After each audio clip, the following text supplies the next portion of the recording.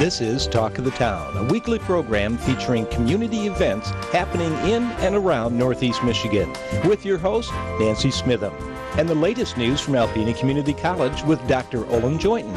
And now, today's Talk of the Town. Good morning and welcome to Talk of the Town. I'm Nancy Smitham. My first guest today is Brad Summers from the Boys and Girls Club of Alpena. Good morning, Brad. Good morning, Nancy. The last time I saw you was at the big bowling fundraiser. And as we talked about, it had been a few years since I attended. And when I walked in the door, just like I had a meeting the other day, I was at the senior center and they were talking about visual things in our community. I said, you know, and I told this whole group of people there, I said, to me a visual thing in our community is the Boys and Girls Club. You just go by there, walking by, you can hear the laughter, you open the door, you see the kids screaming and yelling and having a great time. It's a wonderful entity in our community. Well, that's what that fundraiser was like to me. I walked in the door, I could hear, I could see, I could smell the pizzas and the french fries and the kids, the camaraderie, the people that were bowling, the competition between the teams, the way they were dressed up. I was thinking they're raising money and they're having a blast. Oh, it was we had a great time. It was more of a party atmosphere this year. We really tried to just have a lot of fun with the participants, and you know, my staff did a very, very good job with catering to all the needs of all the individuals that participated and all the teams, and making sure things were organized, and made sure that people were just having a lot of fun. You know, and this is one of our bigger fundraisers of the year. We had over 30 teams that participated, and over 120 actual individuals that participated on the teams, and we took in about $6,000 this year for our fundraiser, which is huge, you know, because this is the money that we raise for this helps with our mentoring program, and basically everything that we do is mentoring, but this helps with our the program actually go out and find more community-based mentors, or with our Lunch Buddies program, just helping and catering to the needs of the community and the kids. And so thank you, Alpena, again for supporting you as they do with every event you do. Oh, you know, I was saying, you know, we really have a great community, and it's wonderful to see the outpour of support when it comes to helping the kids out. So it is wonderful. And the next event that we're going to talk about is the prom dress giveaway, a very wonderful event that you've done in the past. Yes, our Youth Volunteer Corps at the Alpena High School each year does a prom dress giveaway. In the past, I was the YVC director before I took over as the executive director. It was weird for me because it's prom dresses with the girls. Yes, you don't know that much about them. Yeah, I don't know hems, sizes, things like that. But now we have a really energetic YVC coordinator who is really putting a lot of energy into it. I think as of right now, we've given away over 35 dresses. Awesome. Which, you know, and we talked about prom can be a very expensive endeavor for people, and when they have, you know, if we can do anything to help with those, offset those costs, we're going to. And by giving a prom dress, you know, we do manicures, pedicures, there are hairdressers, you know, people, dinners, dress hemming, and it was just very nice to cater to the needs of the individuals. So there's still time for people out there, if they're listening, to donate like a manicure, a pedicure, a dinner, something. Or dresses. We'll take dresses. We take dresses all year round. Okay. Upstairs at the main Boys and Girls Club of the Lanny Kingsbury Center, we have over 100 dresses. Okay. All colors, sizes, shapes, you name it, it's up there. Okay. So we'll give you a call, 356-0214. Yep. Okay. Please. And now sign-ups for YVC summer program are starting, and I know every year when you come on I say this, you know, that what a wonderful way for a youth in our community to be involved in their community, to show they have, you know, they're able to work in a team environment, have something to put on a resume and a college job app or a college application. Absolutely. And they're building leadership skills. Yes. They get to meet community leaders. They get to step up and show the community that, you know, the next generation really wants to be part of something very important, which is stepping up and being part of the community, being responsible, respectful citizens, which is our mission at the Boys and Girls Club. So the Youth Volunteer Corps program during the summer is 12 weeks long, and it goes in 2-week increments. Okay. And usually we have, for the morning sessions, only 12 available because That's what we can transport in the van. But afternoons, we could have 100 kids if we Okay. want. But usually in the past, we've had waiting lists for this program. Wonderful. So, and it's a completely free program as well. So if there are parents out there that want to get their kids involved and get them in the community and you know, being exposed out and learning how to really with community relations, you know, this is a great program for them to do that. And ages 11 to 18. Yep, 11 to 18. Okay, now we're going to jump down to the dinner raffle in case we run out of time. Okay. So this is the most important event that gets done every year. It's driven by your board of directors. Yes. It's a very important event. Plus, it's a unique and fun event for Alpena. Yeah, we're trying to put a new spin on things. We've talked about doing a theme this year, which is outdoors, basically getting out after all this horrible Yes. winter that we've been through. You know, this is, we're going with like a spring fling or an outdoor theme with everything. So our silent auction items will be catered around that. And hopefully it'll be a great event.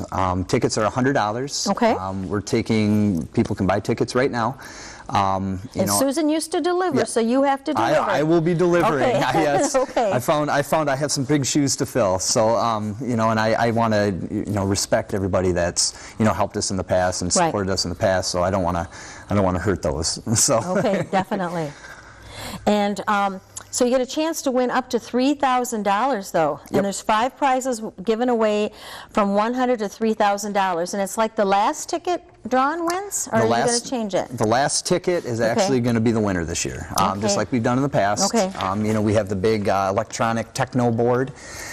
So every ticket that's pulled, we go through 180 different tickets, and the last ticket pulled is going to be the grand prize winner of $3,000. And you have some awesome prizes for people to win, too. Oh yes, the silent auction, we have a lot of people from the community have already stepped up to help donate and sponsor things for us. We're going to hopefully have patios, things basically outdoor themed. Yay! Tiki torches, you name it, we're going to try to have it and make this a very, very fun event. Okay, and what is the walking dinner part of it? Well, the walking dinner is, we serve heavy hors d'oeuvres. Okay. And this is kind of a time where the walking dinner is an idea to have people kind of mingle, talk, Perfect. network, do those kind of fun things, get to know everybody. For me, it's a great opportunity because I'm new in my position, to really celebrate those people that have supported us for so long and people to get to know me. There's a lot of people out there that still Even though you've been there for many years? I've been there for many years, but I was always the person behind the scenes. Now I'm the face of the club, and Okay. and I really want to get people to know who I am.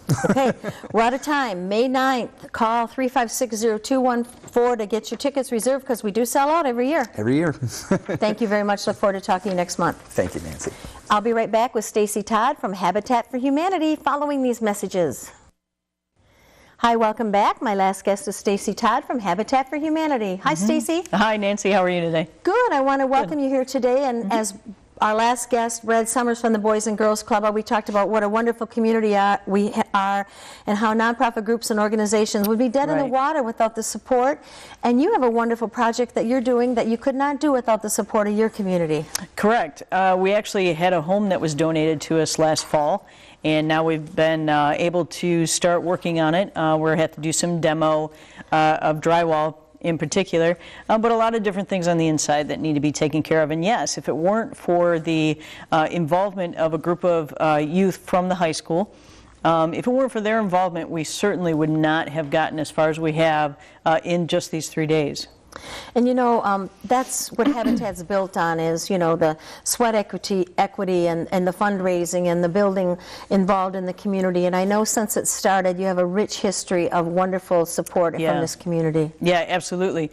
And I've only been in this position for a year, so it's kind of hard for me to recant all the different experiences that have taken place, but definitely got a lot of volunteerism and a lot of cooperation, as well as sponsorship and donation from different organizations and individuals. And I know donations are the lifeblood of your organization. Oh, absolutely. Just like most nonprofits, donations are huge. They keep us going from day to day. And what's exciting to me is all the different opportunities for someone to make donation. I mean, we have the Restore, which is great opportunity to donate furniture or those items, when you're remodeling You're getting Yes. rid of your cabinets and upgrading, give us the old ones. And every dollar that is raised through the Restore by purchasing these items goes directly into our community. It doesn't go off to pay administrative fees or anything, 3 or 4 levels high like some of the other places around. It literally stays right here in our community. And if people can't bring the stuff in, they don't have a truck, you will come pick it up. Oh, absolutely. Yes, just call the Restore at 354-5555.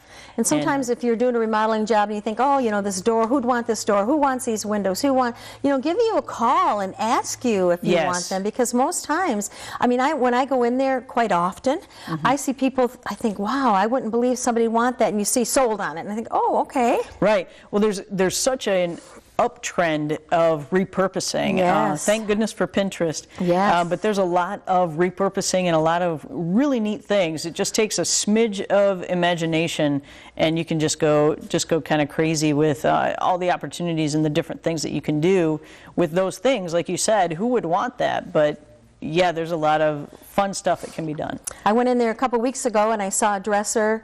And I know my friend was looking for an antique dress. I took a picture of it and sent it to her. She said, buy it right now. Right now. So I had to run and buy it, and then she came and picked it up, and she was so excited. Sure enough. And she just fixed it up a little bit, and it looks beautiful in her house. I never would have guessed that Yeah. hunk of junk would have sold and would have looked as good as it does in her house, and she's just thrilled with it. That's great. Yeah. It's wonderful to hear those stories of, just not only are the people blessed by being able to free their home of these things, but also on the other end of these people that are blessed and having so much fun with the item that's been repurposed. And the So true it's blessing really comes cool. to the wonderful families that get the homes. Absolutely, which ties us back into Yes. the project that we're doing right now out on 2nd Avenue on the north side, 2nd Okay. and Spratt.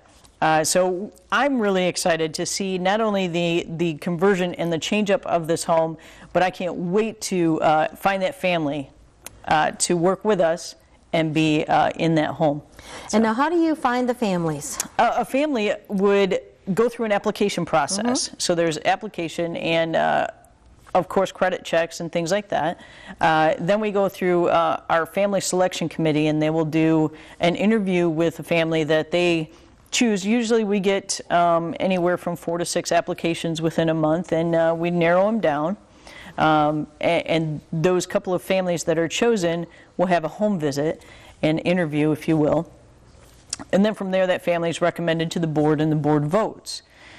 The family that's chosen then signs what we call a covenant, which is an agreement to put in so many sweat equity hours, so participate in the either renovation or build of a home. And at the end of all of it, they actually end up with a mortgage. So it's never a free home. Right.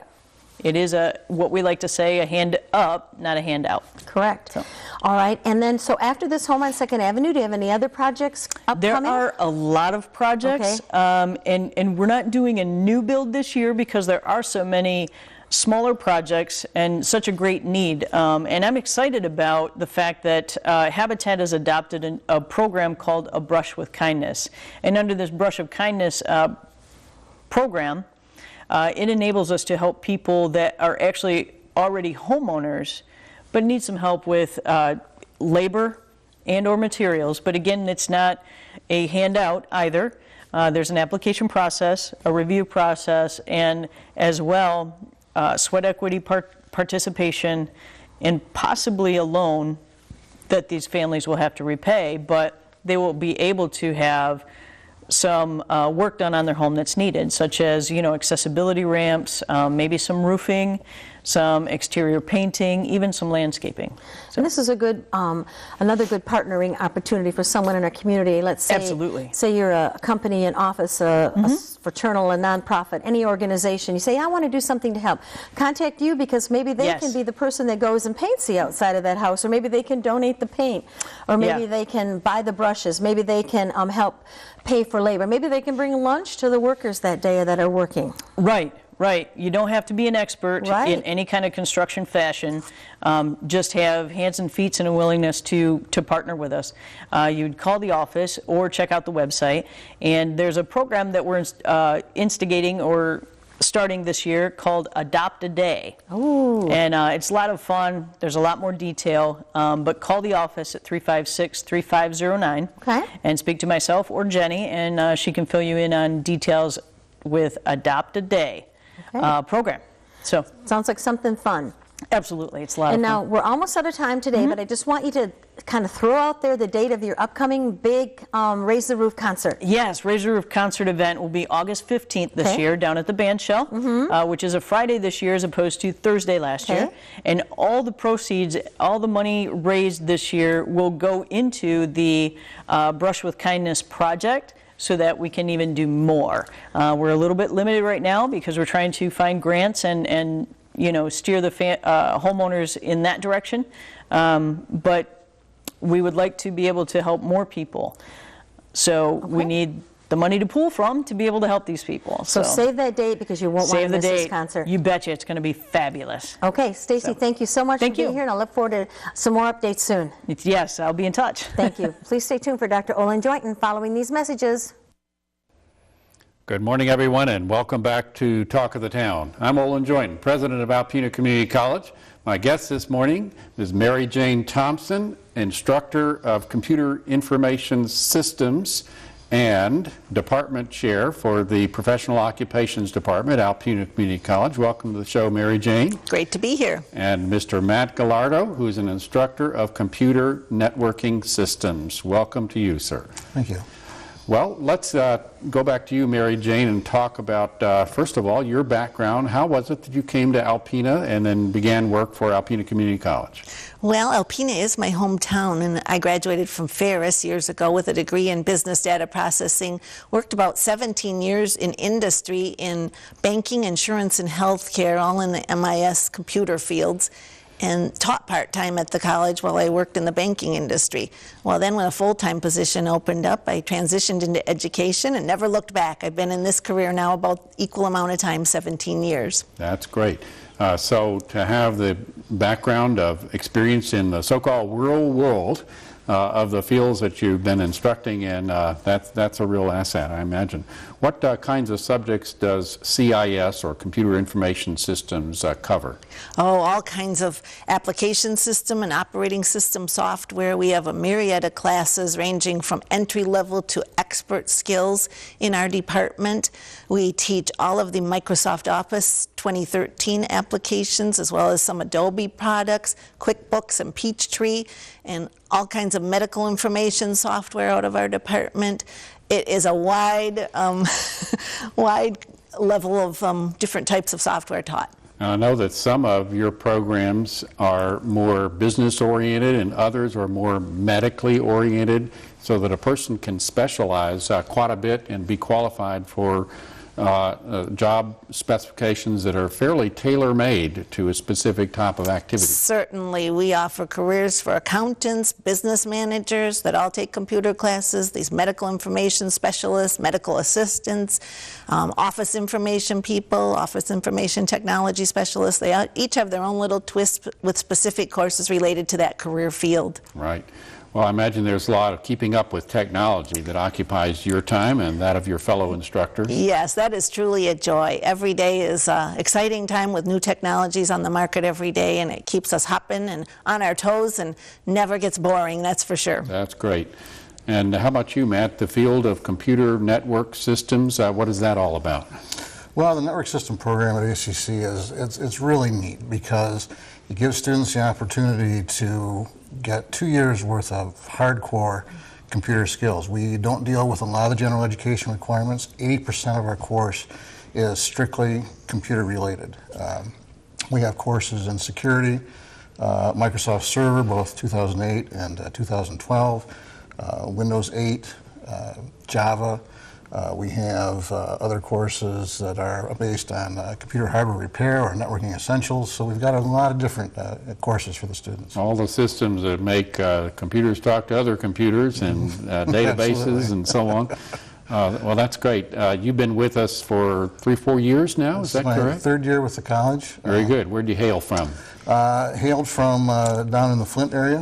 For the 12 years prior to coming here, I was a lead instructor at a career and tech ed center down there teaching networking systems. Very good. I'm sure a lot of experience with industry, interacting with the businesses that hire the graduates, and well, that's great. There's a lot of emphasis in our world on student success, not just bringing the students in and having them run through the parts of the courses, but actually completing the courses and completing certificates and degrees.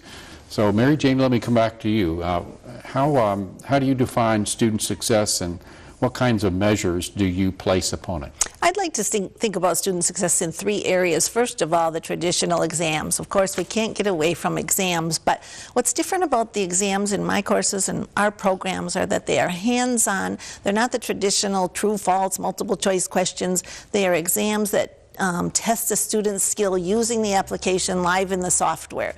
So they have to be able to do these projects and questions in a timed environment. That will prepare them for certification credentialing, which we're going to talk about on next week's program, that will make these students successful worldwide. These credentials are recognized in 142 countries. Secondly, success in a little different shape and form, I view that as students being able to walk out of my classroom and immediately put to use the skills they've learned, whether that be in their personal lives or professional lives. And when they come back into class and tell me specifically how they have put those skills to use, I look at that as success and better than any paycheck I could get. Because that's good feedback. Yeah. And thirdly, the third thing is a little less it's a little more abstract and a little less tangible, but think about joy. I think about joy as a measurement for success, and the joy I see in the students and obtain by teaching them every day in the classroom, learning and being excited about new technologies, and just with wonder on so many things that can be done. Well, that's so important. The sweet spot when it comes to connecting education with careers and life after you leave college has to do, I think, with the right combination of being able or having a strong aptitude for a certain type of career, and the training and skills needed for it, but also enjoying it and being happy and fulfilled. Right. And so sometimes people enjoy stuff for which the world has no use, and other times people have abilities and that they can apply, but they don't particularly enjoy the work. And so putting those two together, to me, seems to be just the greatest form of success of all. Yes. Matt, how about you? We hear a lot today about the way in which teenagers and millennial gen people are very involved with video games and all kinds of internet technology. Do those skills and that background transfer well into the skills that you're trying to help students develop? Well, I think absolutely. I've seen over the last 15 years where the level of the student coming into programs where computer science is concerned is much higher than it used to be. Mm-hmm. We're really with the first generation now of students that have grown up with computers in the home. And whether it be playing games or social interaction through things like Facebook and Twitter, this gets them acclimated to computers and, of course, makes it so much easier for our job when they come into the college. Well, that's great. Congratulations on the success that both of you have found in working with students at ACC and employers, and thank you very much for being on the program this morning. Thank you. This has been Talk of the Town with Nancy Smitham and Dr. Olin Joynton. For a list of events taking place in Northeast Michigan, visit our website at wbkb11.com and click on Community. This has been a Thunder Bay Broadcasting Corporation production.